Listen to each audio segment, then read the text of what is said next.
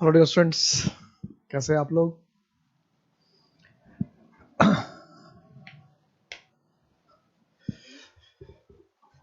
Class शुरू करने से पहले सबको जय हिंद। सब ठीक ठाक है, आवाज आ रही है, इधर से सब कुछ ठीक, आप लोग को आवाज आ रही है ठीक से। हर दिन की तरह क्वेश्चन से शुरू करते हैं।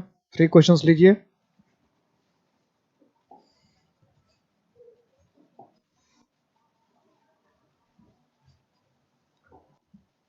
First question,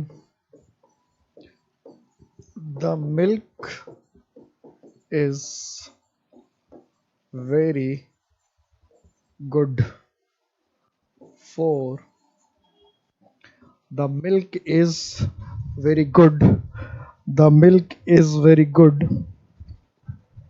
for for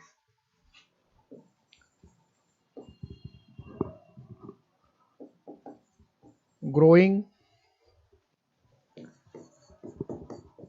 children of all ages।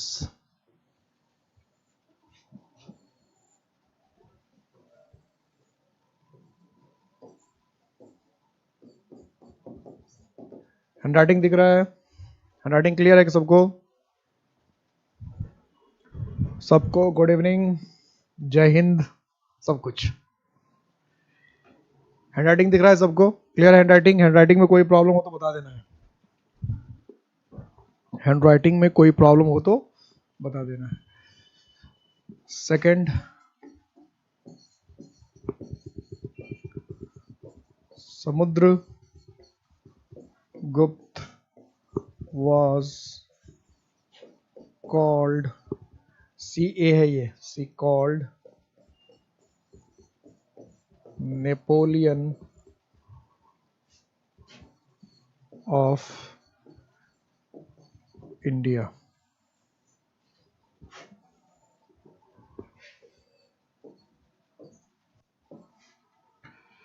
No error.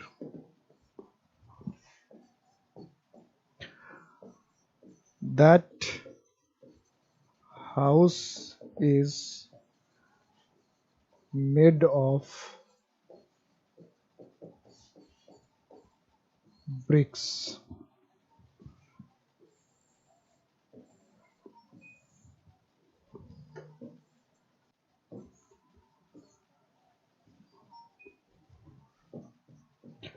और कोई गलती नहीं है तो नो एरर।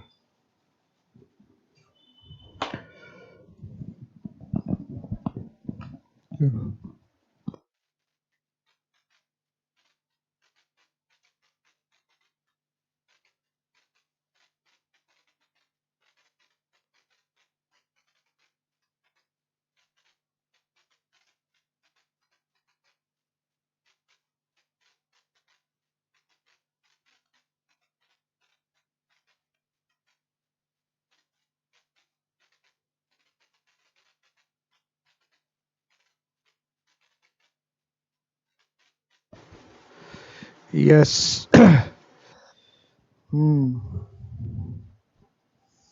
1 का ए, 2 का बी, 3 का ए, 2 का ए, 3, 2 का बी, 2 का ए भी, 2 का बी भी, 1 का ए, 1 का ए। यस, सबके अलग अलग ऑप्शन हैं, सबके अलग अलग जवाब हैं। अच्छी बात है, ट्राई सब कर रहे हैं। एक चीज तो क्लियर है कि ट्राई सब कर रहे। जब ट्राई सब कर रहे तो ये अच्छी बात है। ट्राई करना ही क्या है। और ये सारे क्वेश्चन में बार बार कहता हूं कि एक भी क्वेश्चन ऐसा नहीं जो प्रीवियस ईयर में आया हुआ नहीं है। ये सारे क्वेश्चन प्रीवियस ईयर के आए हुए हैं, प्रीवियस ईयर के आए हुए सारे के सारे क्वेश्चन। और सारे अब देखते हैं लॉजिक के साथ बनना चाहिए। हमने कहा the milk is very good for growing children of all ages, कि हर उम्र के बढ़ते हुए बच्चे के लिए मिल्क जो है वो जरूरी है। मिल्क, तो मिल्क क्या है? मटेरियल नाउन है। और कोई भी जो मटेरियल नाउन होता है, कोई भी जो मटेरियल नाउन है, उसको अगर जनरल सेंस में उसका इस्तेमाल किया गया, ऑल के लिए इस्तेमाल किया गया है, तो उसको आर्टिकल नहीं चाहिए। तो पहले ही पार्ट में गलती है, फर्स्ट पार्ट में गलती है, ये द लिखने की कोई जरूरत ही नहीं है, फर्स्ट पार्ट में एरर है। Milk is very good for growing children of all ages. Samudragupta was called Napoleon of India. ऐसा क्वेश्चन तो मैंने बता रखा कि कई बार एग्जाम में आ चुका है। Kalidas is called Shakespeare of India, सोदार is called Milton of India, Kashmir is called Switzerland of India, कई बार तो ढेर सारे सेंटेंस आ चुका है, तो इसलिए सबका ध्यान रखना चाहिए। तो समुद्रगुप्त हम हिंदी में भी हम लोग कहते हैं कि समुद्रगुप्त को भारत का नेपोलियन कहा जाता है, पटेल को भारत का बिस्मार्क कहा जाता है, सूरजमल को जाटों का प्लूटो कहा जाता है, बहुत सारे आर्यभट्ट को भारत का न्यूटन कहा जाता है, नागसेन को भारत का आइंस्टीन कहा जाता है, बहुत सारे ऐसे सेंटेंस। कानपुर को भारत का मैनचेस्टर कहा जाता है, बहुत सारे ऐसे सेंटेंस है। तो सबको ध्यान रखिएगा, कोई भी सेंटेंस कहीं से पूछ सकता है, कहीं भी बना देता है। तो यहाँ क्या गलती हो रही है कि Samudragupta was called the Napoleon of India, क्योंकि नेपोलियन से हम कंपेयर कर रहे हैं, और नेपोलियन से कंपेयर करने के लिए हमारे पास समुद्रगुप्त के अलावा और कोई दूसरा व्यक्ति नहीं है, समुद्रगुप्त के अलावा और कोई दूसरा व्यक्ति नहीं, इसलिए कह रहे हैं द नेपोलियन ऑफ इंडिया।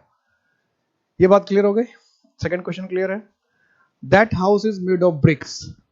तीसरा का जवाब क्या है? तीसरा का किसी ने बी क्या रखा है, किसी ने ए कह रहा है, किसी ने सी कहा है। यानी तीसरा का 3 जवाब है, ए भी जवाब है, बी भी जवाब है, सी भी जवाब है। तीसरे का 3 जवाब है, तीसरे का बी भी जवाब है, तीसरे का ए भी जवाब है, तीसरे का सी भी जवाब है। ये जो चीज अभी थर्ड क्वेश्चन है, ये अभी मैंने पढ़ाया नहीं था, इसलिए देखिए इसमें सबका अलग अलग जवाब है, सबका अलग अलग जवाब, अभी ये मैंने पढ़ाया नहीं था। आज इसको मैं पढ़ाने वाला हूँ, आज इसको मैं पढ़ाने वाला हूँ। तो गलती इसमें सी में है, लेकिन सबको सी में गलती नजर नहीं आ रही है, किसी को ए में गलती नजर आ रही है, किसी को बी में गलती नजर आ रही है, सी में गलती नजर नहीं आई। सी में गलती क्यों नहीं नजर आई? क्योंकि सी में हमें ये लगा कि यह घर ईंटों का बना है या ईंट से बना है, तो हमें लगा अच्छा ढेर सारे ईंट लगे तो ब्रिक्स तो कम से कम, जिसको भी ए में गलती लग रहा है, बी में गलती लग रहा है, तो उसको सी में गलती क्यों नहीं लगा? इसलिए तो गलती नहीं लगा कि हम हिंदी मीनिंग हमने निकाल लिया कि हिंदी मीनिंग में आया क्या कि यह घर ईंटों से बना है, यह घर ईंट से बना है, या ये घर सरिये से बना है। तो हम कह रहे हैं घर ईंट से बना है, सरिये से बना है, ईंटों से बना है, हमने कहा यह घर ईंटों और पत्थरों से बना है। तो इसमें ग्रामर का क्या पॉइंट है कि भाई ब्रिक तो कई ईंट तो लगा ही है, हजारों ईंट लगा है, तो फिर ब्रिक्स में क्या खराबी है और इधर क्यों नहीं खराबी है? तो ए पार्ट में इसलिए गलती नहीं कि कोई सामने घर है, उस घर को हम देखकर बता रहे तो दैट हाउस ही कहेंगे। मेड ऑफ का मतलब होता है किसी चीज से बना होना, तो मेड में कोई गड़बड़ी है नहीं, मेड ऑफ ही लिखते हैं अगर किसी चीज से बना हुआ है तो यहाँ भी कोई गड़बड़ी नहीं है। तो फिर ब्रिक्स सी में क्या गड़बड़ी है, तो इसको समझना है। इसको अभी हमने पढ़ा नहीं था, आज हमें पढ़ना था। अभी तक जो हमने मटेरियल नाउन का इस्तेमाल किया है, कितने गोल्डन रूल्स बताए थे? 6 या 7? लगता है 7 गोल्डन रूल्स बताए थे ना? कितने? 7 ही ना?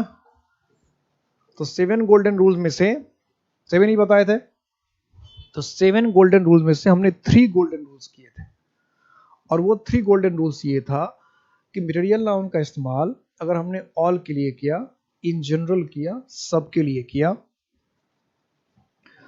तो उसके साथ आर्टिकल नहीं लगाते। दूसरा रूल ये था कि अगर मटेरियल नाउन का इस्तेमाल हमने सबके लिए किया तो उसको हम प्लूरल भी नहीं बनाते। और तीसरा रूल था कि मटेरियल नाउन का इस्तेमाल अगर हमने सबके लिए किया तो उसका वर्ब भी क्या रखते हैं? सिंगुलर रखते हैं। अब नेक्स्ट पॉइंट ये समझना है, ये तो हम ऑल की बात कर रहे थे, हम किसकी बात कर रहे थे? ऑल की। अब सेकेंड कंडीशन ये है कि ऑल की बात ना करके, जब मैंने आपको मटेरियल नाउन शुरू किया तो मैंने आपको ये कहा था कि मटेरियल नाउन का इस्तेमाल रॉ मटेरियल की तरह भी होता है,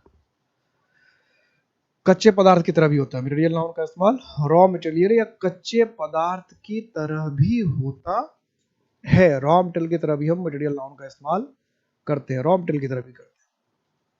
तो जब हम कच्चे नाम पदार्थ के रूप में करते हैं, रॉ मटेरियल की तरह करते हैं, तो फिर उसका ग्रामर क्या होता है? तो अभी जैसे हमने कहा कि यह घर ईंटों से बनी है, यह घर ईंटों से बनी है, तो घर के लिए ईंट क्या हुआ? कच्चा पदार्थ हुआ, रॉ मटेरियल हुआ। या हम कहते हैं यह घर ईंट सीमेंट सरिये से बना है, या हम कहते हैं पनीर दूध से बना होता है, या हम कहते हैं दही दूध से बना होता है।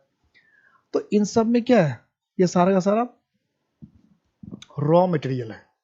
तो जब रॉ मटेरियल की तरह हम यूज करते हैं, जब हम रॉ मटेरियल की तरह यूज करते हैं, हाँ, रूल नंबर 4 से बताना है। सर ये कलर कम दिख रहा है, थर्ड का भी, ये रेड वाला कलर कम दिख रहा है, इसलिए मैंने उसको कलर चेंज कर दिया। कलर मैंने चेंज कर दिया, कलर को मैंने थोड़ा सा चेंज कर दिया।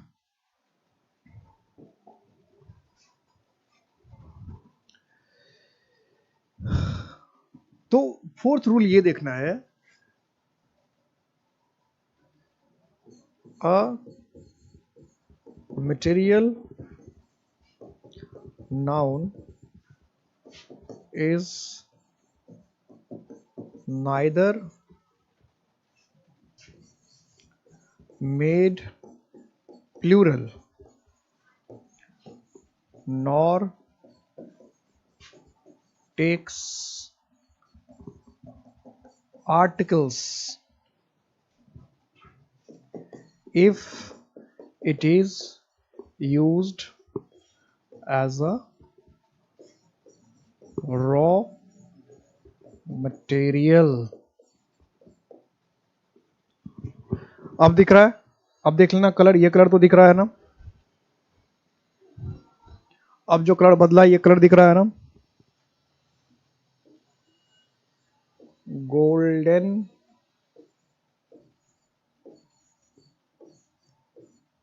रूल्स।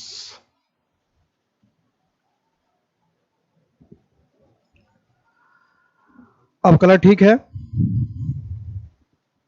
अब कलर ठीक है।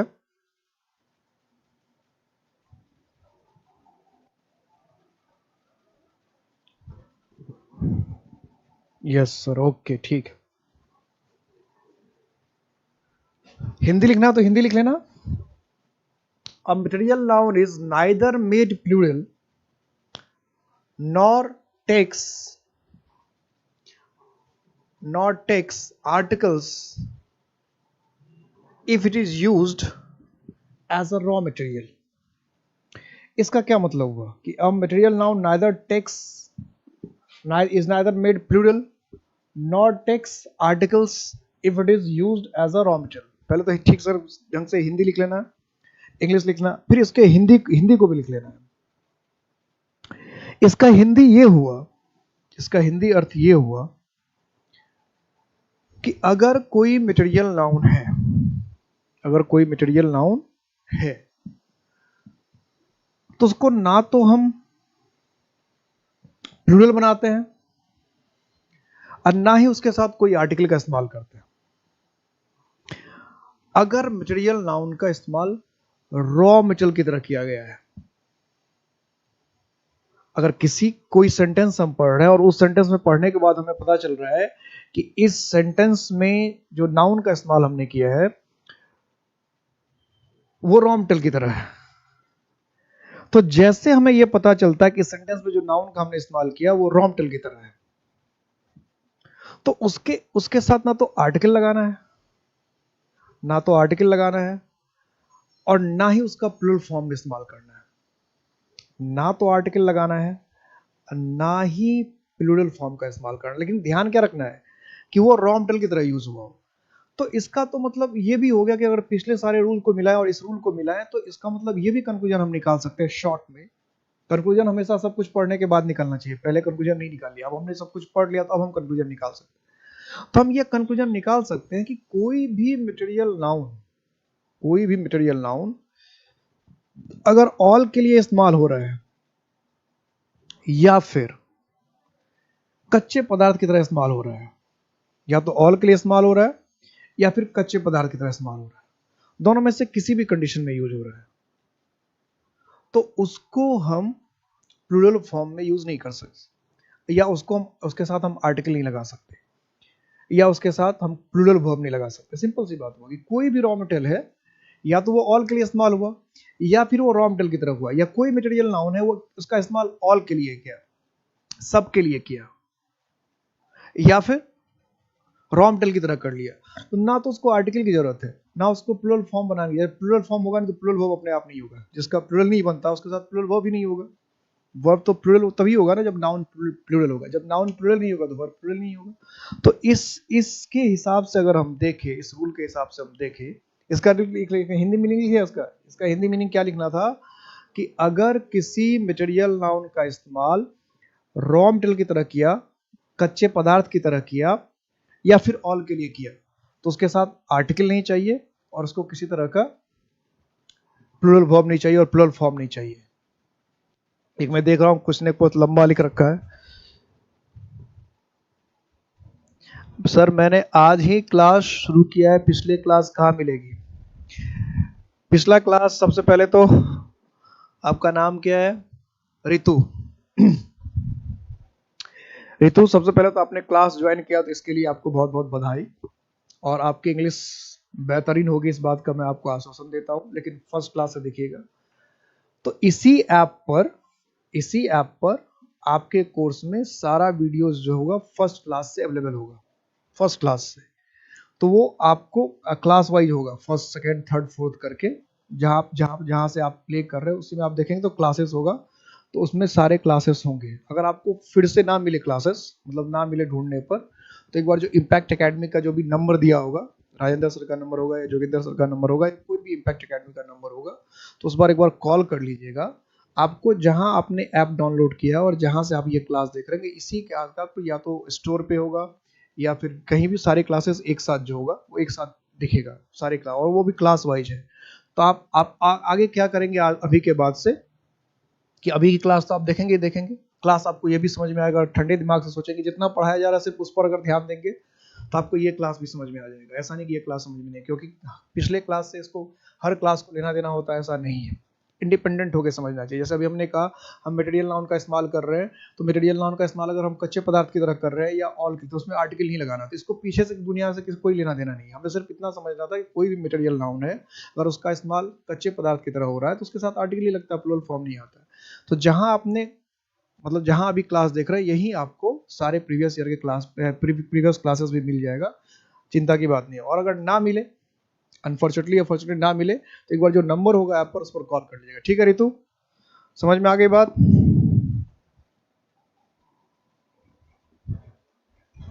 रितु, क्लियर है मेरी बात या किसी को कोई डाउट?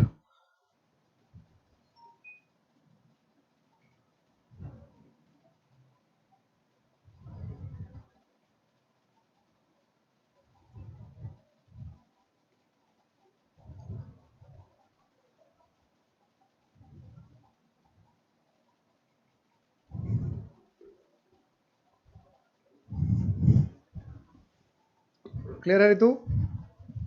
Yes sir, okay. और फिर अगर कोई दिक्कत हो तो फिर तो मैं हूं ही, मैं तो हूं ही, मुझसे बात कर लेना, सर से बात कर लेना, किसी कोई भी दिक्कत हो। एडमिशन लेने के बाद सारी जिम्मेदारी हमारी हो जाती है। जब तक आप एडमिशन नहीं लिए तभी तक आप फ्री है। जैसे आप एडमिशन ले लेते हैं, उसके बाद आपके हर तरह के डाउट को क्लियर करना, आपके हर तरह के प्रॉब्लम को सॉल्व करना हमारी जिम्मेदारी हो जाती है। जो हमारे साथ एडमिशन ले लिया उसकी जिम्मेदारी हमारी हो गई। अब आपको किसी भी तरह का प्रॉब्लम है, कुछ भी प्रॉब्लम है, तो आप हमें बताएंगे। और कोई भी क्लास समझ में नहीं आया होगा, किसी भी क्लास में अगर दिक्कत होगी, तो मैंने अपना व्हाट्सअप नंबर भी बता रखा, उस पर भी मुझे आप मैसेज करके पूछ लेना, या जब लाइव क्लास में आओगे तो उसमें भी पूछ लेना कि सर ये क्लास था, उसमें क्या आपने समझाया, मुझे समझ में नहीं आया, तो वो यहाँ भी मैं बता दूंगा। लाइव क्लास में भी आके आप पूछ लेना, मैं वो बता दूंगा। मतलब कहीं कोई दिक्कत होगी तो मैं हर क्लास, ये नहीं है कि अभी 20 क्लास चल रहा है तो आप पीछे क्लास से मुझे पूछोगे तो मैं नहीं बताऊंगा, कहीं से पूछो, क्योंकि मुझे पता है ऑनलाइन में कोई बच्चे कभी एडमिशन लेते हैं, कभी कभी कोई एडमिशन लेगा, तो आगे पीछे होता रहता है। तो a material noun is neither made plural nor takes the article if it is used for raw material। कि किसी मटेरियल नाउन का इस्तेमाल हमने अगर कच्चे पदार्थ की तरह किया तो उसको आर्टिकल की जरूरत नहीं है, ना प्लूरल फॉर्म बनाता। अभी हमने क्या लिख दिया? That house is made of BRICS. तो जैसे हमने लिखा मेड ऑफ, तो मेड का मतलब क्या? ये जो घर जो है ये बनी हुई चीज है, ये घर बनी हुई चीज है। ये घर बनी किससे? तो ब्रिक्स से। ये घर बना किससे? ब्रिक्स से। तो घर के लिए जो ये ईंट है, ये क्या हो गया? मटेरियल नाउन हो गया। घर के लिए ये ईंट क्या हो गया? मटेरियल नाउन हुआ। वैसे ईंट अगर बाहर में रखा हुआ तो बनी बनाई चीज है, उसको हम गिन सकते हैं, वो प्लूरल भी हो सकता है। ऐसे अगर बाहर में 10 ईंट रखा है तो हम कहेंगे 10 ब्रिक्स, 20 ब्रिक्स, 50 ब्रिक्स, क्योंकि वो गिन सकते हैं, गिनी हुई चीज है। लेकिन अगर जब उनका इस्तेमाल ऐसे कर रहे हैं कि घर के रूप में, कि घर में जो बना रहे हैं अगर उसमें हम इस्तेमाल कर रहे हैं, घर जो बन रहा है बना रहे हैं अगर उसमें हम इस्तेमाल कर रहे हैं, तो घर में अगर हम इस्तेमाल कर रहे हैं, घर के लिए इस्तेमाल कर रहे हैं, तो फिर घर के लिए तो ईट रॉ मटेरियल हुआ ना, ऐसे जमीन पर ऐसे ही रखा हुआ है तो ईट बनी बनाई चीज उसको गिल लिया जैसे, लेकिन हम कह रहे हैं कि ये घर ईंटों की बनी है। तो जब हम कह रहे हैं ये घर ईंटों की बनी तो घर के लिए तो ये क्या हो गया, मटेरियल नाउन हो गया, रॉ मटेरियल हो गया, तो इसलिए ईट के साथ एस नहीं लगाया जाता। ठीक है, यहाँ अगर एस लगाएंगे तो गलत, हमें this house is made of brick. ऐसा क्वेश्चन कई बार पूछ चुका है, ऐसा सेम क्वेश्चन ये पूछा हुआ है, थोड़ा सा घुमा दिया, दिस हाउस इज, सेम वैसा ही है, made of BRICS and stones, this house is made of bricks and stones। अब हिंदी में किसी ने क्या दिया, घर ईंटों और पत्थरों से बना हुआ है, हिंदी में किसी ने क्या दिया, no doubt, okay very good. किसी ने क्या दिया कि यह घर ईंटों और पत्थरों से बना है, लोग कहने वाले नहीं कह सकते यह घर ईंटों पत्थरों और सरियों से बना है, तो हमें लगता है सब कुछ प्लूरल है भाई, ईंटों से, पत्थरों से, सरियों से, लेकिन ऐसा नहीं करना है। भले ईंटों कह रहे हैं, पत्थरों कह रहे हैं, सरियों कह रहे हैं, इससे कोई फर्क नहीं पड़ता। ईंट हो चाहे पत्थर हो चाहे सरिया हो, घर के लिए रॉ मटेरियल है, घर के लिए क्या है, रॉ मटेरियल है। और अगर कोई रॉ मटेरियल है तो उसको फिर प्लूरल बनाने की जरूरत नहीं है। अगर कोई रॉ मटेरियल की तरह यूज हुआ है, कोई भी नाउन जो रॉ मटेरियल की तरह यूज होगा उसको मटेरियल नाउन ही कहते हैं, तो कोई भी नाउन कहने का भी कोई फायदा नहीं है, क्योंकि बता रखा है कि कोई भी नाउन अगर रॉ मटेरियल की तरह यूज हुआ है तो उसको हम मटेरियल नाउन कहते हैं। यानी मटेरियल नाउन का इस्तेमाल अगर हुआ आपका सेंटेंस में, रॉ मटेरियल का इस्तेमाल हुआ है, तो ना तो उसमें आर्टिकल लगाइए ना उसको प्लूरल फॉर्म बनाइए। आपको लिखने वाला ऐसा लिख देगा, these rings are made of golds and diamonds। ऐसा क्वेश्चन बार बार पूछता है, एकदम कंफ्यूज करता रहता है, तो लोगों को लगता है ठीक तो है, golds and A B N, लगता है ठीक तो है, कोई प्रॉब्लम नहीं है इसमें कि these rings are made of golds and diamonds।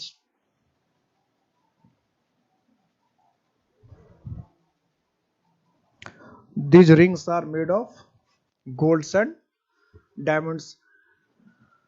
अब हिंदी में हमने इसका मीनिंग निकाला, या हिंदी कहने वाले कहना ही ये चाह रहे थे कि ये अंगूठियां सोने और चांद हीरे की बनी है। रूल नंबर 4 से बता रही है, रूल नंबर 4 से समझा नहीं क्या कहना चाह रहे, 3 तो बता ही दिया, तो ये रूल नंबर 4 ही तो है, ये जो अभी हमने लिखा है ये रूल नंबर 4 ही तो है, यही है रूल नंबर 4। ये जो अभी मैंने लिखा ये रूल नंबर 4 है, 3 तो पढ़ा दिया था पिछली क्लास में।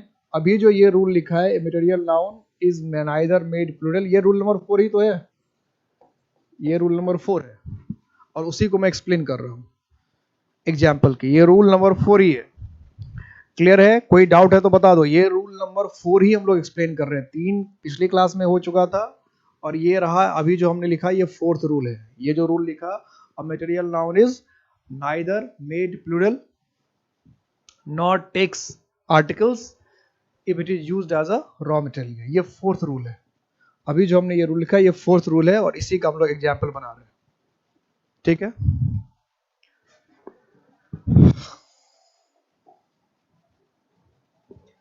तो किसी के दिमाग में अगर ये आया कि हमने ये सोचा कि हमने कहा कि ये अंगूठियां ढेर सारी अंगूठियां था, और हमने कहा ये अंगूठियां तो सोने और हीरे की बनी है, तो हम लोग हिंदी में तो ऐसे ही बोलते हैं, सोने और हीरे की बनी है, ये अंगूठियां सोने और हीरे की बनी है, हिंदी में तो ऐसा ही बोलते हैं, ये बोलने का तरीका है हिंदी में।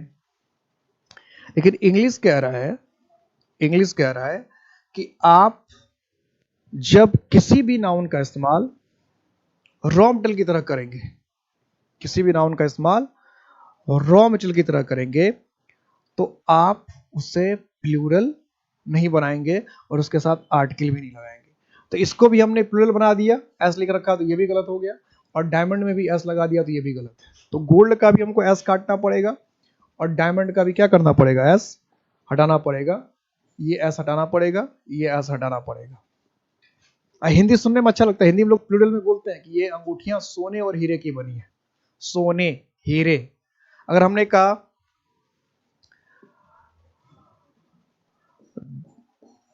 This coin is made of half a silver and half copper. This coin is made of half B कर दिया a silver and half copper. तो मैंने इसको जानबूझकर डी पार्ट तक कर दिया और कोई गलती नहीं है तो नो एरर ई पार्ट। हालांकि ई पार्ट तक कभी एग्जाम में बहुत कम सिर्फ बैंक में जाता है, लेकिन मर्जी ई पार्ट तक कर दिया। अब इसको चाहे तो 4 पार्ट में बांट लीजिए, उससे कोई फर्क नहीं पड़ता। मान लो ए सिल्वर एंड हाफ को लेकर डी कर दो, उससे कोई फर्क नहीं। नंबरिंग एबीसीडी से ज्यादा कोई फर्क नहीं पड़ता। This coin is made of half a silver and half copper. हम क्या चाहते थे, कोई सिक्का, जैसे अभी दीपावली का समय आ रहा है और आपने सिक्का खरीदा, आपने दिवाली का समय आ रहा है और आपने सिक्का खरीदा। तो जब आप दीपावली के समय में सिक्के खरीद रहे हैं तो सिक्का सोने का बना हो सकता है, चांदी का बना हो सकता है, आधा सोना आधा चांदी का बना सकता है, आधा किसी तांबा आधा कॉपर का बना, कॉपर आधा चांदी का बना हो सकता है, कुछ भी हो सकता है। ऐसा ही कुछ सेंटेंस था। तो अगर ऐसा सेंटेंस था तो हमने सेंटेंस लिखा दिस कॉइन की यह जो सिक्का है is made of half a silver, कि आधा सिल्वर का और हाफ कॉपर, आधा कॉपर का बना है। तो क्या गलती होगा इसमें? कुछ जवाब तो फटाफट आ गया। क्या गलती होनी है बताओ, क्या एरर होना है इसमें?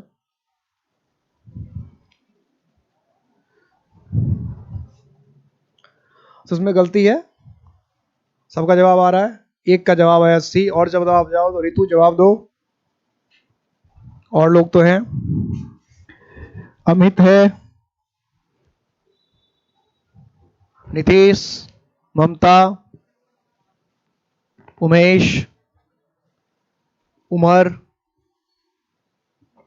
सी। ओके। ऐप में जो नाम बहुत छोटा छोटा दिखा था, बहुत छोटा छोटा नाम, एकदम नजदीक जाके पढ़ना पड़ता, एकदम छोटा सा नाम लिखा था। तो सी में गलती है। अभी रूल क्या कह रहा था कि ना तो प्लूरल होता है ना आर्टिकल लगता है। इस सेंटेंस में हमने क्या लिखा, this coin is made of, ये जो कॉइन है ये किससे बना है? हाफ ऑफ सिल्वर की, आधा सिल्वर से बना है और आधा कॉपर से बना है। तो सिल्वर और कॉपर दोनों रॉ मटेरियल हो गया। किसके लिए? कॉइन के लिए, सिक्के के लिए। ये जो कॉइन बना वो किससे बना? सिल्वर से बना और कॉपर से बना। तो चांदी और कॉपर यानी सिल्वर और कॉपर दोनों ही इस कॉइन के लिए रॉ मटेरियल हो गया।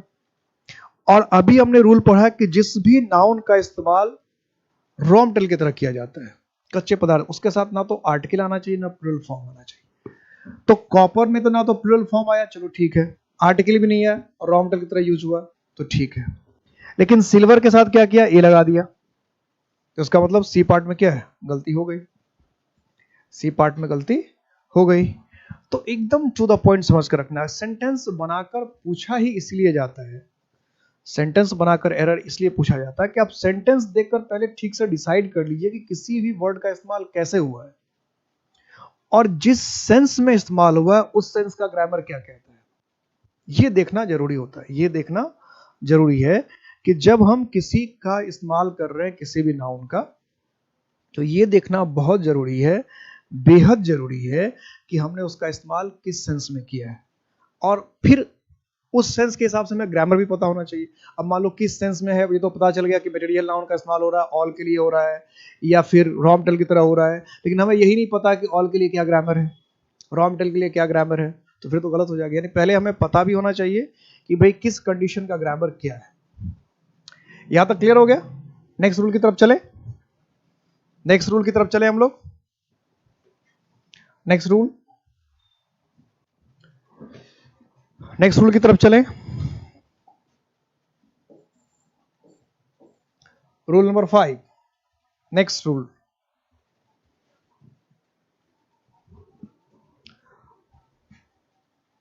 नेक्स्ट रूल की तरफ चलने आ जाए। नेक्स्ट रूल पर किसी को कोई डाउट है तो बताना।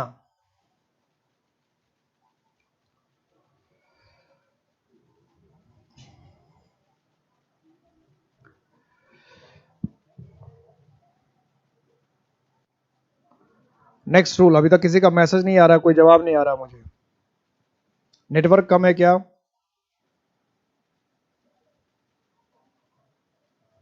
वैसे भी आपका जवाब आने में मुझे लगता है 10 सेकेंड तो लग ही जाते होंगे। यस सर, ओके, एक जवाब आ गया, ठीक, एक जवाब आ गया तो मुझे लगता है कि फिर धीरे धीरे सारे जवाब अपने आप आने लगते हैं। ओके, फिर आगे बढ़ते हैं। अब आगे रूल पर आने से पहले मैं 2 सेंटेंस लिख रहा हूं और आपको बताना कि कौन सा सेंटेंस सही है।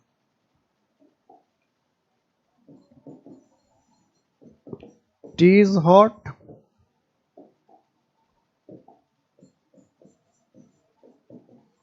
The tea is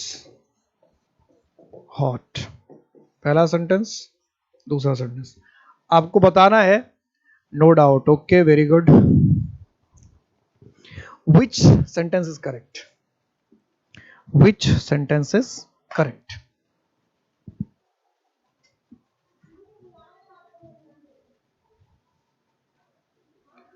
T is hot, the tea is hot, which sentence is correct? दोनों में से कौन सा सेंटेंस सही है?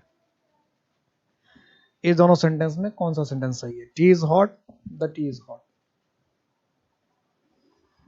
ये नेक्स्ट रूल पर आने से पहले वार्म अप है, warm up. Which one is correct? दोनों सेंटेंस में से कौन सा लगता है कि आप लोगों को सही है? Which one is correct?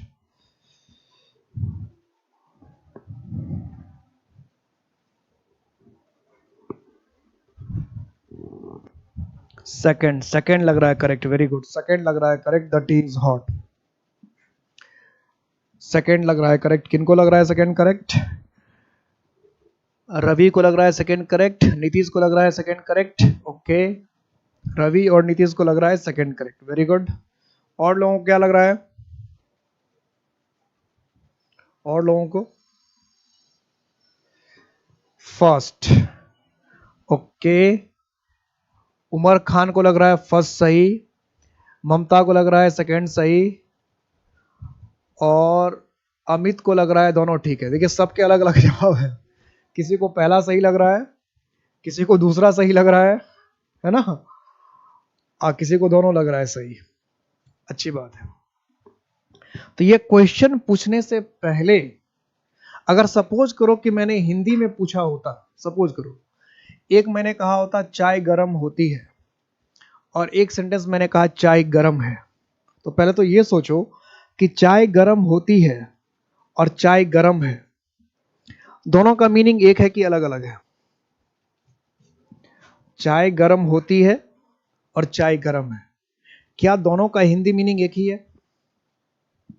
बिल्कुल एक नहीं है, बिल्कुल एक नहीं है। कोई कह रहा है चाय गरम होती है और कोई कह रहा है चाय गरम है। तो चाय गरम है हम तभी कह सकते हैं जब चाय हमारे, और कुछ को पता नहीं चल रहा है, किनको पता नहीं चल रहा है? उमेश को पता नहीं चल रहा है, कोई बात नहीं, पता तो मैं करवा दूंगा, पता तो मैं करवा दूंगा, कुछ पता नहीं तो पता मैं करवा दूंगा, पता करवाना ही तुम्हारा काम है। तो सबसे पहले तो यह समझना कि अगर हम कहते हैं कि चाय गर्म होती है और चाय गर्म है, तो दोनों में डिफरेंस है।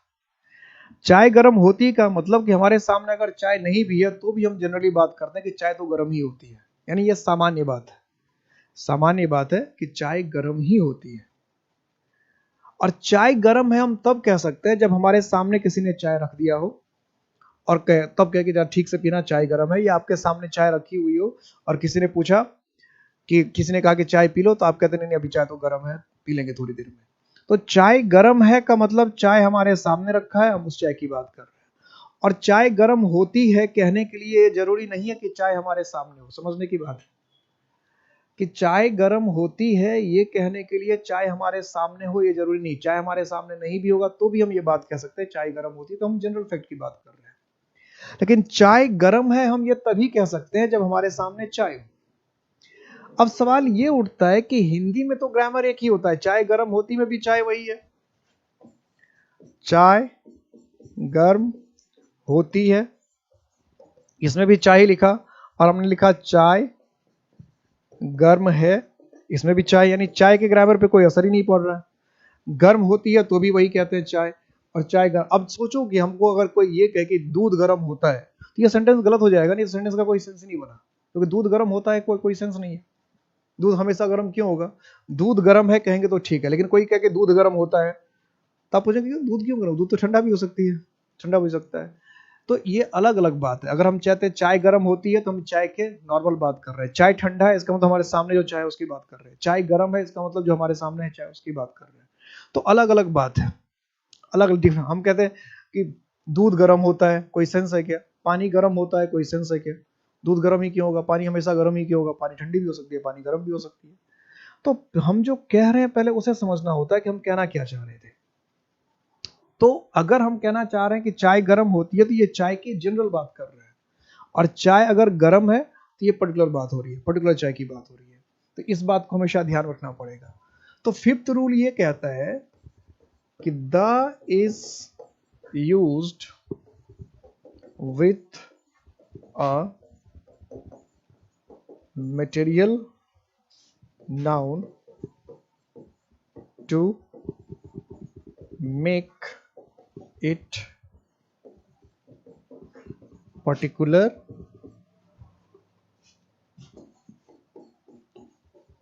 special और different।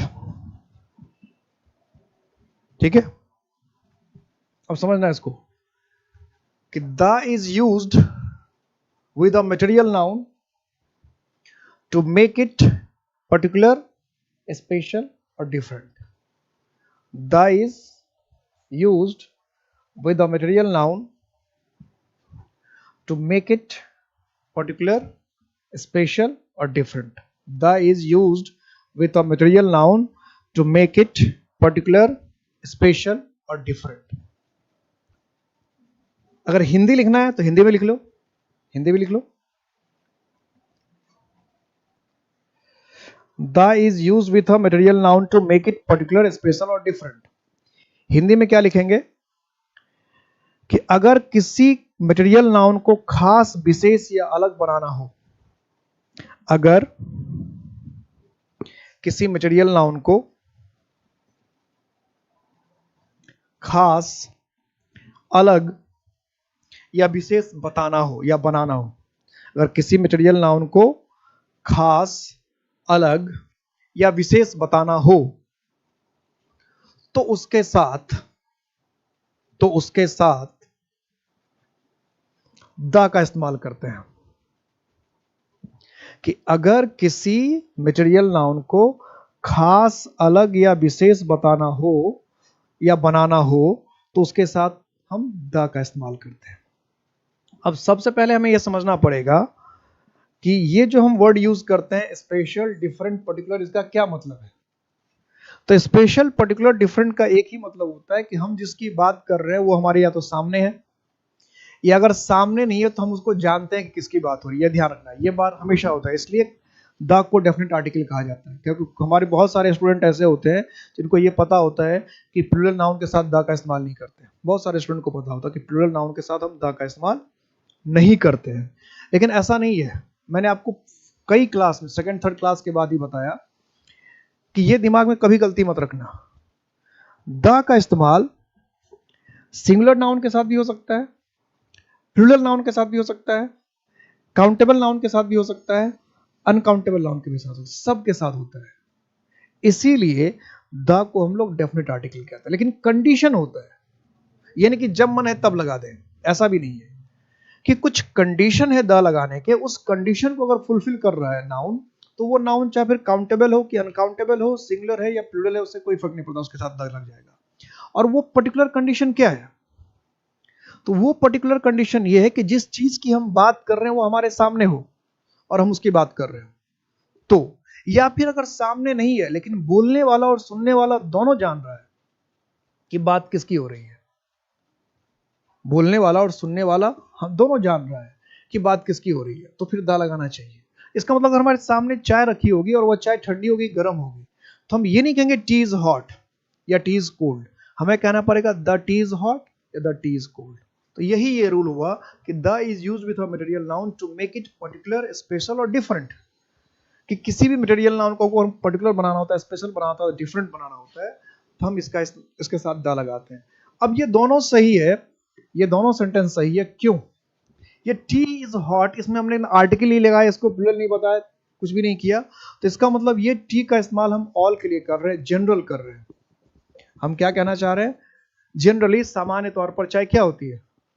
गर्म होती है। यानी इसका अगर हिंदी कोई पूछेगा टी इज हॉट, तो इसकी हिंदी होगी कि चाय गर्म होती है। यानी हम यहाँ पे इन जनरल, सामान्य अर्थ की बात कर रहे थे, जनरल बात कर रहे थे कि चाय गर्म ही होती है, चाय गर्म ही होती है। और मटेरियल नाउन में क्या बताया था कि अगर किसी भी मटेरियल नाउन का इस्तेमाल इन जनरल सेंस में करते हैं, नॉर्मल सेंस में करते हैं, तो उसके साथ आर्टिकल नहीं लगाते, उसको प्लूरल नहीं बनाते। तो टी इज हॉट का मतलब हुआ कि चाय गर्म है, सॉरी चाय गर्म होती है या चाय गर्म ही होती है। लेकिन हमारे सामने अगर चाय रखा हुआ है, हमें उसकी बात करनी कि चाय ठंडी है या चाय गर्म है, तो फिर कहना पड़ेगा द टी इज हॉट। यानी द टी इज हॉट का मतलब है, द टी इज हॉट का मतलब है चाय गर्म है। हिंदी भी लिख लीजिएगा, टी इज हॉट का मतलब है चाय गर्म होती है, इसके बगल में लिखेंगे तभी हमेशा ध्यान रहेगा। और द टी इज हॉट का मतलब है चाय गर्म है, चाय गर्म है। और चाय गर्म है और चाय गर्म होती में जमीन आसमान का फर्क है, यह समझ में आना पड़ेगा, सबको समझना पड़ेगा। यहां तक बात क्लियर हो गई? यहां तक समझ में आ गया? अब मैं दूसरा एग्जाम्पल दूं, हिंदी लिख लीजिएगा। टी इज हॉट का मतलब है चाय गर्म होती है और द टी इज हॉट का मतलब है चाय गर्म है। अब इस सेंटेंस को देखकर अगर हम ये लिख दें कि the water is colourless, the water is colourless और वाटर इज कलरलेस, अब इस दोनों में कौन सा सही होगा? इस दोनों में कौन सा सही होगा? तो इस दोनों में सिर्फ और सिर्फ ये सही होगा, सिर्फ यही सही होगा। क्यों यही सही होगा? क्योंकि वाटर इज कलरलेस, पानी रंगहीन होता है। तो ये सारे पानी की बात होती है। जब सारे पानी की बात होती है कि दुनिया में जो भी पानी है, जहां भी पानी है, वो रंगहीन ही होता है, उसका कोई कलर नहीं होता। तो मटेरियल नाउन की बात हो रही है, और मटेरियल नाउन की बात मतलब ऑल की बात हो रही है। तो जब मटेरियल नाउन का इस्तेमाल हम ऑल के लिए करते हैं, जब मटेरियल नाउन का इस्तेमाल हम लोग ऑल के लिए करते हैं, तो फिर उसके साथ कोई आर्टिकल नहीं आता। और इसमें हमने बात किया कि पानी के रंगहीन होने का, कलरलेस होने का, और इसमें लगा दिया द, तो पहला सेंटेंस क्या है? गलत हो गया। तो इसीलिए एक सेंटेंस को देखकर दूसरे सेंटेंस पे नहीं जंप करना है कि टी इज हॉट लिखा, द टी इज हॉट लिखा, दोनों सही होगा तो हम ये सेंटेंस बना दें, ये बिल्कुल नहीं होगा। या इस तरह के सेंटेंस को हम अगर ऐसे बनाएं कि water is colourful, water is colourful, तो ये सेंटेंस भी गलत है, ये सेंटेंस भी गलत है। क्यों गलत है? इसका मतलब क्या हुआ कि पानी रंगीन है, क्योंकि दुनिया का सारा पानी तो रंगीन नहीं है। लेकिन आपने आर्टिकल में ये मटेरियल नाउन में द व कुछ नहीं लगाया, तो इसका तो मतलब ये निकल जाएगा कि पानी रंगीन ही होता है। जैसे वाटर इज कलरलेस, इसमें आर्टिकल नहीं लगा रहे, तो इसका मतलब क्या है कि जो भी पानी है, जहां पानी है, सब रंगहीन है। और इसी में, इसमें भी सिर्फ वैसा ही बना रहे हैं, इसमें भी आर्टिकल वार्टिकल नहीं लगा रहे हैं। तो इसका मतलब भी क्या निकलेगा? इसका मतलब भी यही निकलेगा कि पानी जो है वो रंगीन होता है। तो बात गलत हो गई ना। जैसे इसमें आर्टिकल नहीं लगाया, तो इसका मतलब निकला कि पानी रंगहीन होता है। इसमें भी आर्टिकल नहीं लगाया, इसका मतलब क्या निकलेगा? पानी रंगीन होता है। अब सारे पानी रंगीन क्यों होंगे? पानी सारे रंगीन क्यों होंगे? ये तो फैक्ट ही नहीं है। इसलिए ये सेंटेंस भी क्या है? गलत है। और अगर आपके सामने पानी रखा है और आपको कहना कि ये पानी तो रंगीन है, तो आप कहना पड़ेगा क्या? The water is colourful. सब कोई हमें पानी लेकर दिया पीने के लिए, पानी लाकर दिया पीने के लिए, और कहा ये पानी थोड़ा सा गर्म है, पानी गर्म है, तो उसको ये नहीं कहना चाहिए वाटर इज हॉट। अगर वो वाटर इज हॉट कह रहा था, ये सेंटेंस गलत बोल रहा है कि हमें दिया पानी पीने के लिए और हमें कह रहा पानी गर्म है, तो वाटर इज हॉट नहीं कहना चाहिए। अगर कह रहा है कोई तो गलत कह रहा है। वाटर इज हॉट कह रहा है तो गलत कह रहा है। उसको क्या कहना चाहिए? The water is hot. क्या कहना चाहिए? The water is hot. हाँ, very good. The water is colourful. अब समझ में आ गया सबको? अच्छी तरह समझ में आ गया? ये बहुत इंपॉर्टेंट रूल है। थोड़ी सी लापरवाही करोगे, अर्थ का अनर्थ हो जाएगा। अर्थ का अब, और आपको यकीन ना हो तो आप जितने भी आपके फ्रेंड्स इंग्लिश पूछते हैं, पढ़ते हैं, जाकर उनको जाके पूछना कि पानी गर्म है यू बनाएगा इंग्लिश, वाटर इज हॉट, पता ही नहीं है। पानी ठंडा है, वाटर इज कोल्ड। दूध गर्म है, मिल्क इज हॉट। दूध ठंडा है, मिल्क इज कोल्ड। ये इंग्लिश सरासर गलत है, ऐसे इंग्लिश बोलने से बचिए है। लेकिन लोग ऐसे ही बोल रहे हैं, ऐसे ही लिख रहे हैं, इसलिए कई बार एग्जाम में हमें एरर पता नहीं चलता। तो ये दोनों रूल बहुत क्रूशियल था, बहुत इंपॉर्टेंट रूल था, और इसकी हमेशा जरूरत पड़ेगी आपको। जब भी आप इंग्लिश के कांटेक्ट में आएंगे तो इसकी जरूरत पड़ेगी, क्योंकि मटेरियल नाउन से आप बच ही नहीं सकते। आपको हर वक्त मटेरियल नाउन की जरूरत पड़ेगी। चाय दो, नमक दो, पानी दो, कॉफी दो। पानी ठंडा है, पानी गर्म है। दूध ठंडा है, दूध गर्म है। पानी गंदा है, दूध गंदा है। चावल ठंडा है, चावल गर्म है। रोटी ठंडी है, रोटी गर्म है। बोलना पड़ेगा, हर दिन बोलेंगे आप मटेरियल नाउन से बच ही नहीं सकते हैं, तो इस पर ध्यान रखना है। अब जो है मटेरियल नाउन के 5 रूल्स हो ही गए। मैंने शायद 5 या 7 गोल्डन रूल्स लिखा रहा था, तो ऑलमोस्ट मटेरियल नाउन जो है अब आपका खत्म होने को जा रहा है। 1 या 2 जो गोल्डन रूल्स बचा हुआ है उससे हम करेंगे, और मटेरियल नाउन खत्म होकर हम लोग एब्स्ट्रैक्ट नाउन पे चले जाएंगे। यानी अब जो है 1-2 क्लास में, अगली 2-3 क्लास में आपका नाउन पूरी तरह से खत्म हो जाएगा। और नाउन में जितनी इंपॉर्टेंट बातें हो सकती थी, और ये मत समझिए कि मैं जितना नाउन में पढ़ा रहा हूँ उतनी ही है, इसके अलावा नाउन कुछ भी नहीं है, ये गलतफहमी मत रखना। ये तो जितने नाउन्स मैंने पढ़ा है कि जो आपके एग्जाम के हिसाब से है, जिससे बार बार आपके एग्जाम में क्वेश्चन आ रहा है। अगर हम कैट की तैयारी करते हैं, हम मैट की तैयारी करते हैं, हम यूपीएससी मेंस की तैयारी करते हैं, हम असिस्टेंट कमांडेंट की तैयारी करते हैं, तो हमें और भी डीप लेवल में, इससे भी ज्यादा डीप में नाउन जाना पड़ता है। तो ये जो हम लोग पढ़ रहे हैं, ये अपने सिलेबस के हिसाब से, जिस एग्जाम की हम लोग तैयारी करते हैं उस हिसाब के सिलेबस में जो क्वेश्चन अब तक आया, अभी तक आया, उसके हिसाब से। यही नहीं समझ कि इतना समझ लिया तब आप इंग्लिश के चैंपियन हो गए, इस तरह की बात। हाँ, किसी भी नॉर्मल स्टूडेंट से आप 10 गुने ज्यादा है जो भी तैयारी कर रहा है, इस बात में कोई दिक्कत नहीं, और आपको एग्जाम में अपने कोई दिक्कत नहीं होगी। एग्जाम में इससे बाहर क्वेश्चन नहीं आएगा। आप जिस एग्जाम की तैयारी कर रहे हो उसमें इससे बाहर क्वेश्चन नहीं जाएगा, इस बात की गारंटी है। तो नेक्स्ट क्लास में हम लोग मिलते हैं। कल क्लास में